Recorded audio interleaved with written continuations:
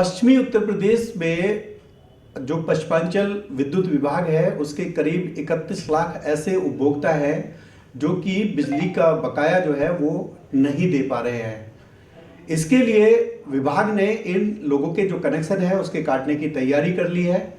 इस पर बातचीत करने के लिए हमारे साथ में राजीव मोहन जो गौतम बुद्ध नगर के मुख्य अभियंता हैं, इनसे हम बातचीत करेंगे। सर, ये आपके ज़िले में कितने ऐसे उपभोक्ता हैं जो बिजली का बकाया नहीं दे रहे हैं और आप उनके लिए क्या एक्शन प्लान तैयार कर रहे हैं?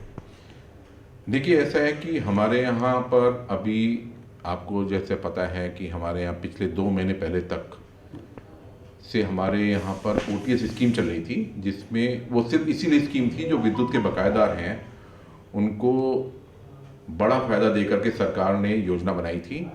और वो योजना 16 जनवरी तक चली।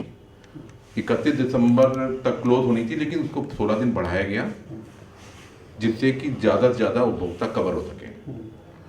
हमारे यहाँ पर इस स्कीम के शुरू होने पे लगभग 1,60,000 उपभोक्ता थे जो डिफ़ॉल्ट कर रहे थे और लगभग 348 करोड़ रुपए का बकाया था। इसमें नोएडा शहर और गौतम बुद्ध नगर के जो ग्रामीण इलाके हैं सारे शामिल हैं।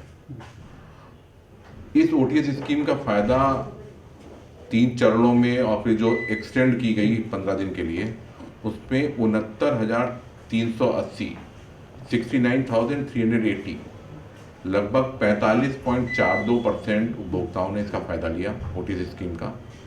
और इस दौरान हमारे पास 83.12 करोड़ रुपए जो बकाये के थे वो जमा किए गए।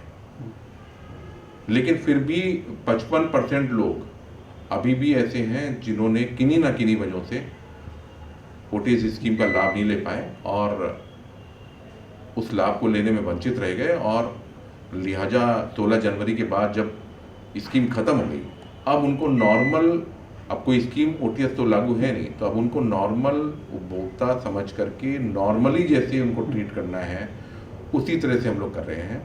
लेकिन जैसा आपने पूछा कि डिस्कनेक्शन करने पे, तो ये हमारे मैनेजमेंट का भी और मेरा स्वयं का भी ऐसा मानना है कि उपभोक्ता को डिस्कनेक्ट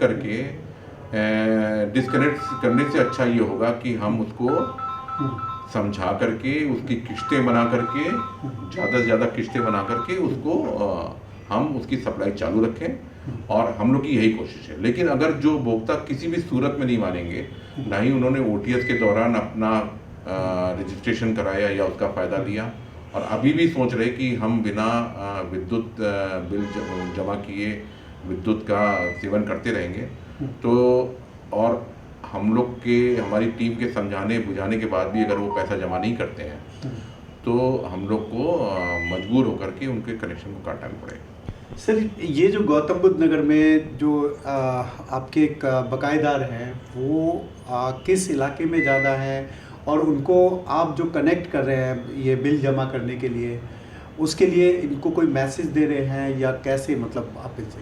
देखिए, नोएडा शहर में ऐसे बकायेदार बहुत कम हैं। जो साइड के पॉकेट्स में कुछ बकायेदारी हैं, ये ज़्यादातर बकायेदार हमारे ग्रेटर नोएडा के दनकौर साइड में या जेवर साइड में या दादरी के जो रूरल एरियाज हैं वहाँ पर है।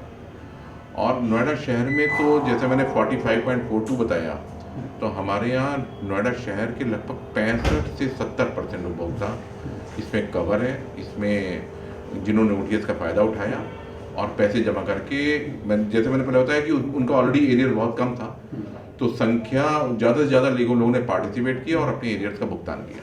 लेकिन जो रूरल एरियाज हैं गौतम बुद्ध नगर के, वहाँ पर उतना पार्टिसिपेशन, क्योंकि वहाँ बल्क में एरियर्स थे, तो पार्टिसिपेशन भी उतना नहीं हुआ और चूँकि वॉल्यूम ज़्यादा था इस हिसाब से वहाँ पर उतने एड्रेस नहीं हो पाए। तो ज़्यादातर बकायेदार हमारे गौतम बुद्ध नगर के रूरल एरियाज के हैं, खासतौर से जेवर और ग्रेटर नोएडा के। सर, जो बिल्डर्स जो है, बिल्डर्स के ऊपर भी आपका बकाया है। पहले भी एक लिस्ट आपकी बनी थी कि उनके जो बिल्डर हैं वो बहुत सारे डिफ़ॉल्टर हैं, उनके लिए क्या आप स्ट्रेटजी बना रहे हैं? देखिए, जो बिल्डर बकायेदार हैं, बकायेदारों की एक ही स्ट्रेटजी है। हम उनको पूरा मौका देते हैं बिजली का बिल जमा करने को, हम पूरा मौका देते हैं उनको सहूलियत देने का, उनके किस्तें बांधने का, ये ध्यान में रखते हैं कि वहाँ पर जो रेजिडेंट्स हैं उनको बिजली की कोई भी समस्या ना हो। और पूरा दबाव बनाते हैं बिल्डर को या एसोसिएशन अगर AOA है वहाँ पर, तो उनको भी पूरा दबाव बनाते हैं कि वो समय से बिल जमा करें। और अगर किन्हीं वजहों से उनको परेशानी है, किन्हीं समय में, किन्हीं 2-3-4 महीनों में परेशानी है, तो हम उनको सहूलियत भी देते हैं कि वो अपनी बिल को किस्तों में जमा करें। लेकिन एक समय के बाद तो बिल जमा करना पड़ता है। अब ये कोशिश हम लोग करते हैं कि उपभोक्ता जो वहाँ के रेजिडेंट्स हैं उनको बिना परेशान हुए, क्योंकि अगर बिजली काटी जाती है तो परेशान वो लोग भी होंगे, तो उनको बिना परेशान किए हम लोग AOA से या बिल्डर से बात करके, उनसे मीटिंग्स करके, उनको कन्विंस करके, और अगर पूरा पैसा नहीं तो पार्ट पेमेंट करके हम लोग पेमेंट करवाएं, और जिससे कि वहाँ की विद्युत सप्लाई बाधित ना रहे। बिल्कुल, अगर जो जिस तरीके से जो बकायेदार है, अगर वो ये सोचते हैं कि उनका पैसा बिना दिए जो है उनकी पावर सप्लाई वो जारी रहेगी, तो ये उनकी सोच थोड़ा गलत है। क्योंकि इस तरीके के जो एक डेटा तैयार किया गया है 31 लाख लोगों का, अगर ये पेमेंट नहीं करेंगे तो इनके घर में अंधेरा छा जाएगा और जो घर है वो पूरी तरीके से अंधकार में डूब जाएंगे। कैमरा पर्सन विजय के साथ में मोहम्मद यूसुफ, नोएडा, न्यूज़ 24।